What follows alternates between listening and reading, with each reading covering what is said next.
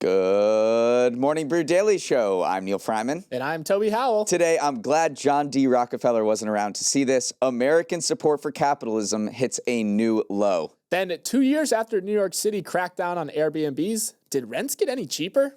It's Tuesday, September 9th. Let's ride.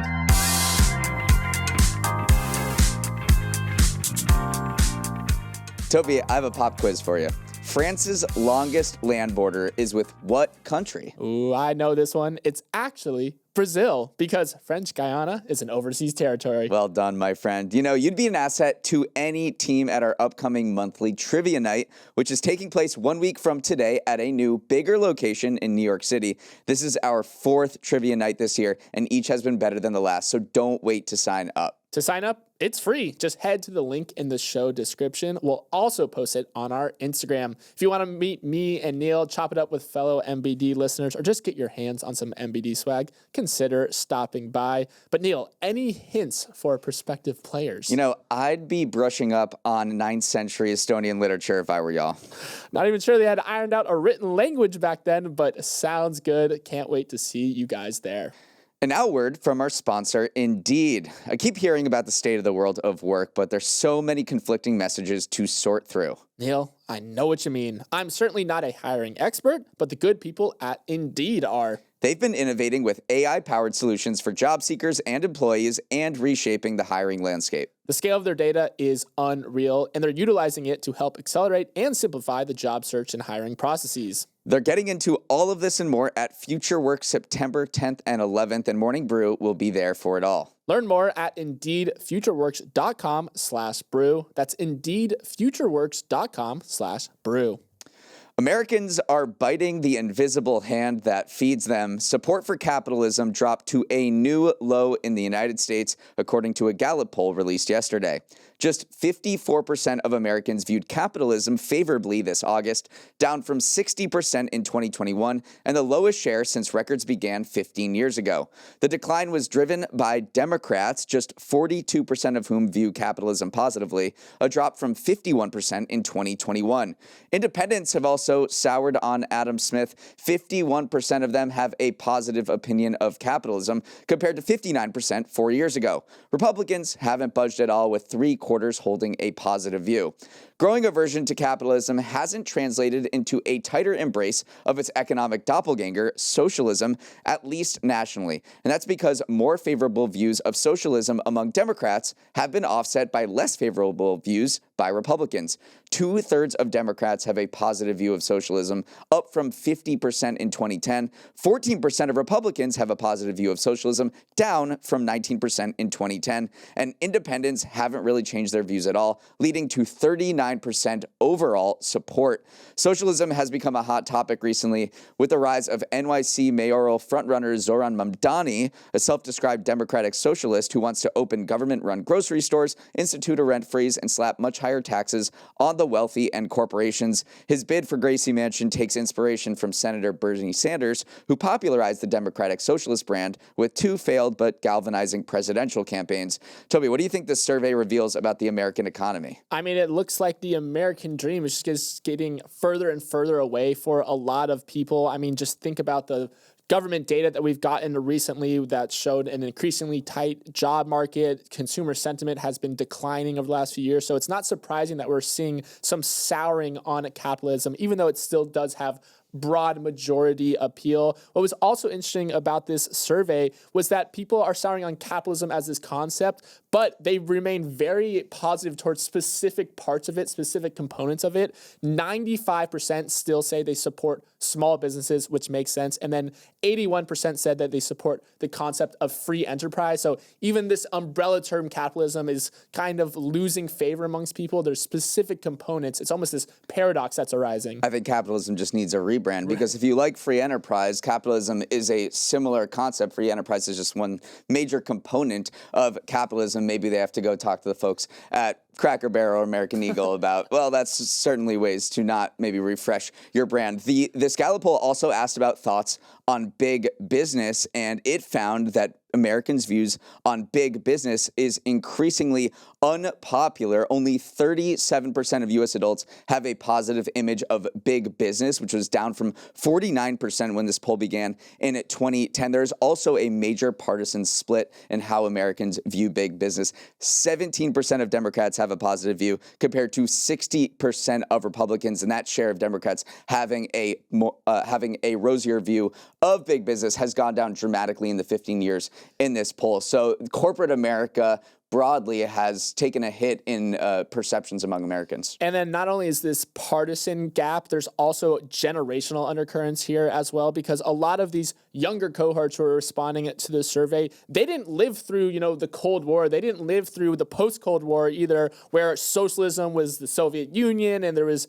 all this open hostility towards that part of the world and those policies. Now young Republicans are still skeptical of socialism, but they're not reflexively skeptical of socialism in a way that maybe their parents or grandparents were. So definitely a generational tilt towards socialism and a generational tilt away from just reflexively thinking that socialism is inherently bad. Yeah, we're seeing a flashpoint in this actually from Elon Musk's recent pay package, which Tesla granted to him, and if he hit these particular targets, would become the world's first trillionaire. So Bernie Sanders yesterday, the senator who popularized democratic socialism, said, he tweeted, "Another $900 billion for Elon Musk while 60% live paycheck to paycheck. Really, this is not only grossly immoral, it is insane economics. No society can survive when one man becomes a trillionaire while the working class struggles to survive. This cannot stand." So that's more the socialist point of view. And then a bunch of more pro-free market repliers said, well, you're looking at this the wrong way. This is all contingent on Elon Musk hitting particular targets that grows Tesla's market cap to $8.5 trillion and creates all these new products and leads to hiring and more innovation and more technological investment that makes everybody richer. So Elon Musk's pay package and CEO compensation more broadly has been at the center of these fights of capitalism versus socialism that capitalism is currently losing right now. Let's move on. When New York City passed a law in 2023 that cracked down on short-term rentals like Airbnbs in the city, the idea was that it would free up apartments and ease the housing crunch. But while it has led to a reduction in noise complaints and disruptive parties, rents haven't budged. 2 years on, Manhattan's median rent hit $4,700 per month in July, an all-time high, while vacancies still sit at near all-time lows. One thing the law did do effectively is crack down on the amount of Airbnb units in the city. There were over 38,000 listings at the start of 2023, but after the law required hosts to live in units and keep guests below 2, the number dropped by 89% in 2 months. Now there are only 3,000 or so legal short-term rentals left. So what happened to those additional units that aren't being used for bachelorettes anymore? Many owners pivoted to longer-term 30-day rentals or opted to keep the unit semi-vacant for family or personal use. So the hoped-for supply return hasn't translated into rent relief. Airbnb has become a flashpoint for housing politics in many cities around the world, with hotels, hosts, and tenant groups all lobbying hard for their respective interests. Meanwhile, more structural drivers of affordability, things like supply, density limits, or construction barriers, often go untouched. In the meantime, though, Neal has told me his couch is open if you all need to crash anywhere. And it's a quite comfortable couch. I nap there every day. Here's what New York City was trying to solve for. The comptroller's office, in a report examining rents from 2009 to 2016, found that roughly 9.2% of the rent increases imposed by landlords could be attributable to the effect of Airbnb alone. And this concept is quite evident because if you are a landlord or an investor, you want to buy up many different rental properties. And the fact that you can rent them out for short-term stays rather than a longer-term lease will net you more money. It's just economics. Look at Miami, which is a big Airbnb city. Airbnb and VRBO listings there earn an average of $300 per night, according to AirDNA, while long-term rentals bring in about $109 per night. So if you are a landlord, then you are trying to maximize your earnings, and you will rent it out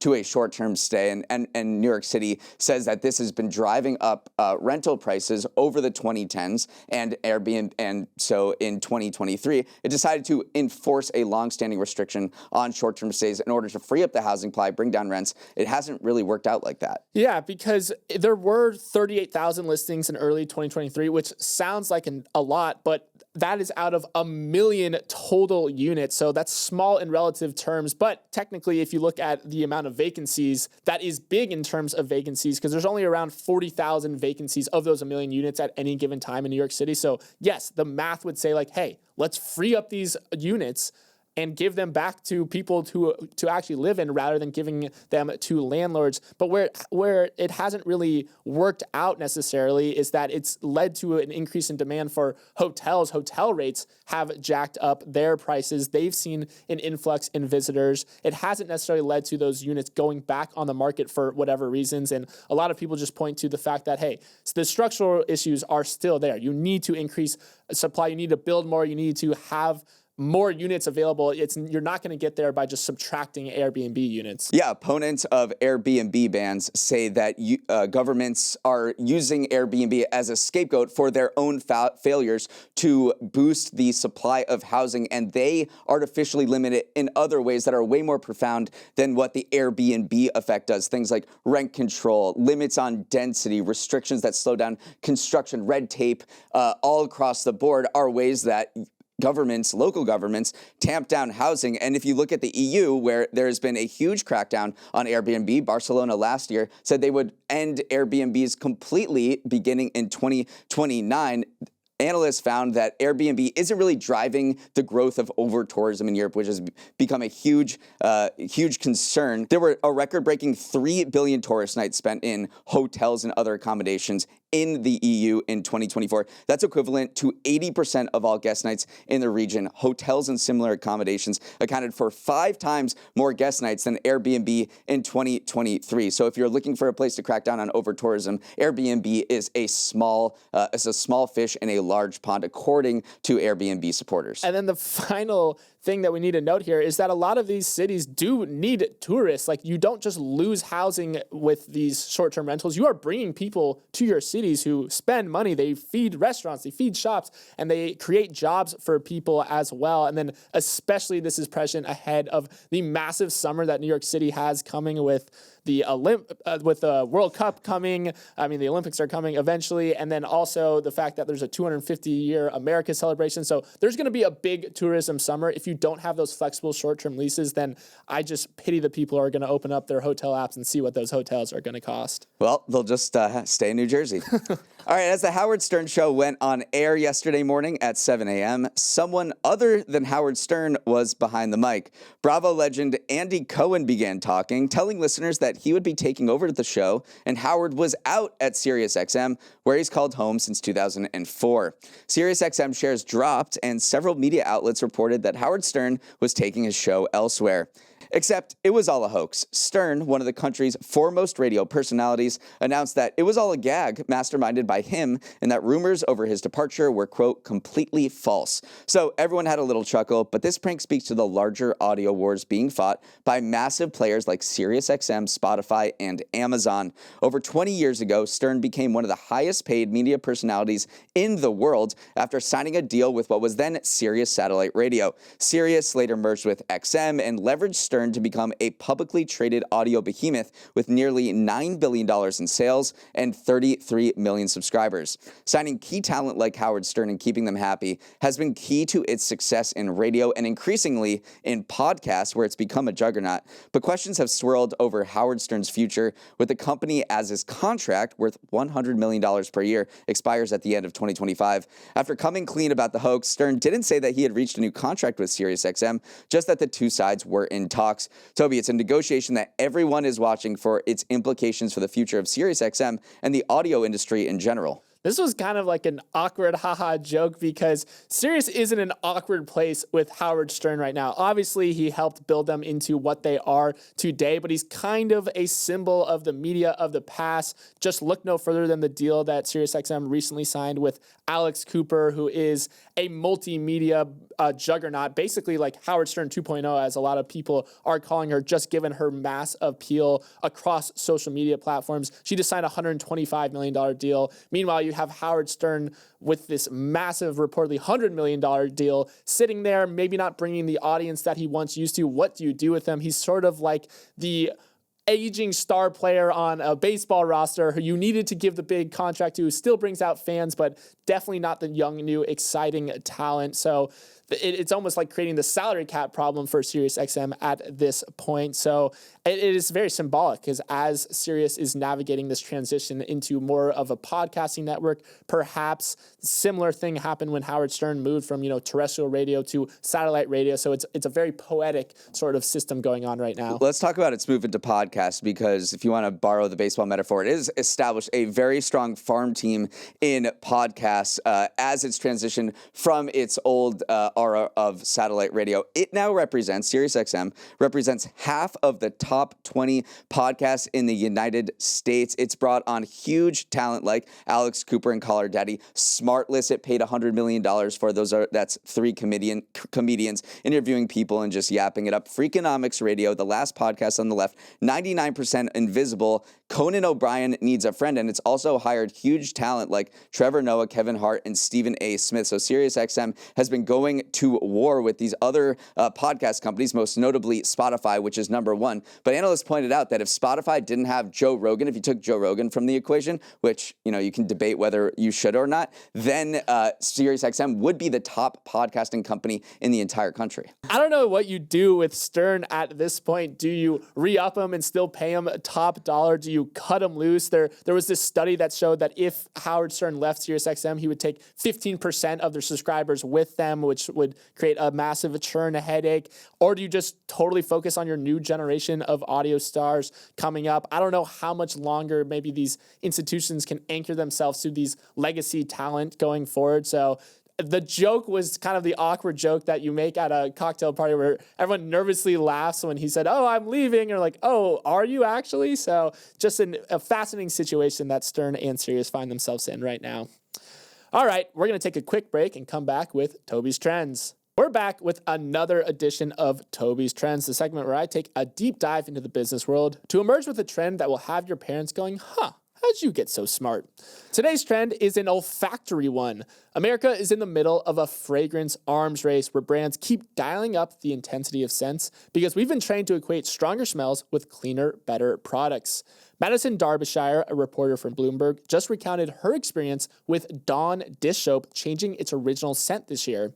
The company slapped stickers on bottles bragging about their new clean scent, but what that really meant was a new, more intense scent, one that has led customers to report headaches, nausea, and just general porta potty vibes.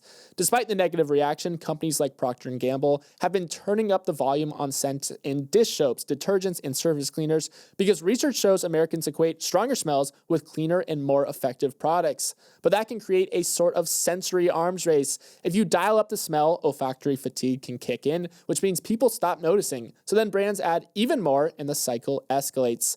That's an especially fraught cycle since smells are emotional and transportive. It's the reason why smelling Axe body spray can take you right back to middle school, or chocolate chip cookies can transport you to your parents' kitchen. So you're not imagining it. Our sensory environment is becoming denser. Brands like Dawn are fighting harder to stand out, but in the process risk breaking the emotional continuity that led people to trust and buy them for decades.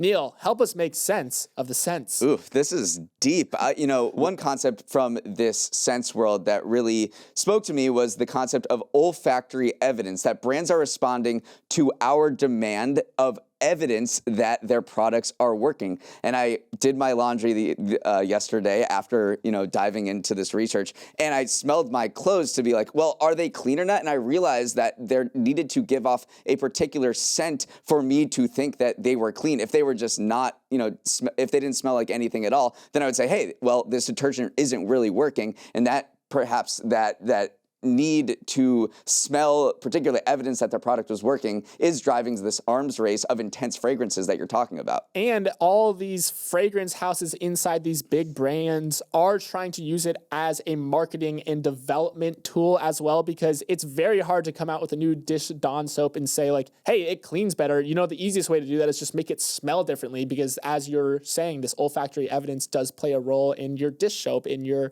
surface cleaners, but you risk messing with people's nostalgia. They have associated Dawn dish soap throughout maybe their childhood, throughout maybe their early adult years as this thing that represented cleanliness and this basically saying that we can trust this smell. When you change that, you say, well, I can no longer trust this brand. So it's almost this catch-22 in. The market is demanding innovation out of these companies, but also people are demanding continuity from some of the products that they grew up with. And there's been a reverse effect as well. Just as these companies are rolling out even more intense smelling products, there's been increased demand for basically neutral products, free and clear they're called. And they're, if you go on eBay and search for the original Dawn soap without all of the added intense scents, that's going for a 300% markup. It's 5 times more expensive on eBay than the actual thing you can buy. So we're starting to see a reaction because people do a very intense physical reaction when there's something that when something smells that they don't like. And then this weirdly reminds me of what Howard Stern is going through right now with Sirius, because it's a test of how much a company can kind of tamper with a legacy product before, loyalty starts to crack. So I feel for Sirius and I feel for Don right now because they are trying to innovate, but they risk, alienating people in the process. Now, it's interesting that people do probably take their smell for granted. There was a study from a neuroscientist at Brown University. I want you to tell me what you think about this. Almost 40% of people would rather lose their sense of smell than their hair. I would hate both of those outcomes, obviously, but I think people underestimate smell and when it comes to senses, as evidenced by this survey. But I do think that without smell, things would taste different. That's what people don't understand. Like bacon, the smell really contributes to it. Without smell, researchers have said that it would just taste salty. You won't get, that rich kind of fatty goodness that people love bacon for. So don't even make me choose between the hair and the smell. I'm choosing both. Let's sprint to the finish with some final headlines. Like the slowest drivers Fox News is staying to the right.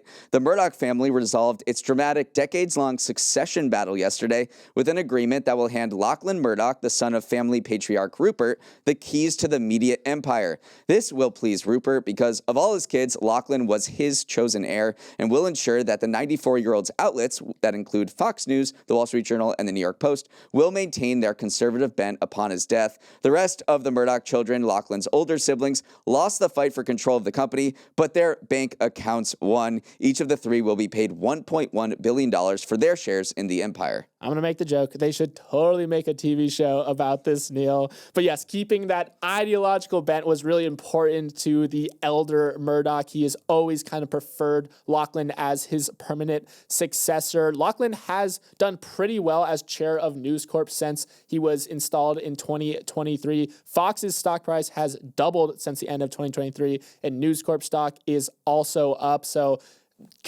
killing 2 birds with 1 stone here, protecting, the conservative voice in the English-speaking world, as Rupert Murdoch put it, and then as well as having someone who's been pretty savvy at the helm of the business so far. It was the obvious choice for the Murdoch empire going forwards. France is going through more prime ministers than me with cheap earbuds. Yesterday, a no-confidence motion in Parliament sent the government into collapse again and forced French Prime Minister François Bayrou to resign from the role. That leaves President Emmanuel Macron to choose a 5th prime minister in less than 2 years and a 3rd in the last 12 months. The root of the chaos is that France has been pushed to the financial brink due to a spiraling debt crisis. Thanks to heavy spending and declining tax revenue, France has the widest deficit in the euro area, with debt rising by nearly $6,000 a second. 57% of France's economic output depends on government spending. And as the outgoing prime minister warned, interest payments will become the biggest expense in the French budget in 4 years. But I guess that's someone else's problem now. The question is, who? Yeah, I mean, doing the same thing over and over again and expecting different results is a sign of insanity. They keep installing these kind of centrist prime ministers to build a coalition, but they keep having their governments collapse. The budget issue is a real issue, though. I mean, France's deficit reached 5.8% of its economic output last year. That is double the EU's proposed limit of 3%. And the thing that Bayrou tried to do, though, that ended up sinking his ship was, one, he tried to attack the debt problem by freezing some welfare payments, not popular, and then he also tried to get rid of 2 national holidays, which, again, in a nation like France, who do like their holidays, that was not a popular thing. Bayrou thought it could generate up to $4 billion in tax revenue, 4 billion euros in tax revenue, but it wasn't worth, the political landmine that it was. Finally, if you have been having a major sweet tooth recently, don't blame your appetite. Blame the weather. A new study from US and UK researchers found that when temperatures rise, Americans drink more sugary beverages and eat more frozen desserts. Makes sense. A hot day calls for a little Coca-Cola and some ice cream. But as the planet warms, those daily decisions add up over time and lead to a lot more sugar consumption. According to the study, we're slurping down 100 million more pounds of added sugar now compared to 15 years earlier. It's not actually the scorchers that have us reaching for a sugary beverage either. Researchers found that sugar consumption rose alongside temperatures from 54 to 86 degrees Fahrenheit, but then started to lessen above that threshold. So Neal, next time I'm craving a sweet treat on a sunny summer Sunday, you better believe I'm blaming it on the thermometer. As you should. I mean, they found a causal link for every 1.8 degrees Fahrenheit of warming. Added sugar consumption in U.S. households jumped by 0.7 grams per person per day. And they warn that if this trend continues, if the planet keeps heating up, then sugar consumption nationwide could increase by nearly 3 grams a day by 2095. We are just reaching for the juices and the sodas as the temperatures heat up. They also found that the most concentrated impact of this was in households where people make less money and are less educated. Those people are more vulnerable already to worse health outcomes. But reading this, I'm thinking the last thing I want on a really hot day is like a super sugary beverage, and especially ice cream. Ice cream makes you only more thirsty. So there is a temperature, and we know this from ice cream companies that when the temperature hits a certain degrees, then you go away from ice cream because it doesn't do anything to quench your thirst. I mean, a crisp Coca-Cola though on a sunny summer Sunday. I don't know why I keep saying sunny summer Sunday, but that does hit still. I am with you on the ice cream thing. There is a certain point where, it's just a melted mess, but a crisp Coke does. I don't even drink Coca-Cola, but it just sounds good to me. Okay, that is all the time we have. Thanks so much for starting your morning with us. Have a wonderful Tuesday. If you have any thoughts or feedback on today's show, send a note to morningbrew@morningbrew.com.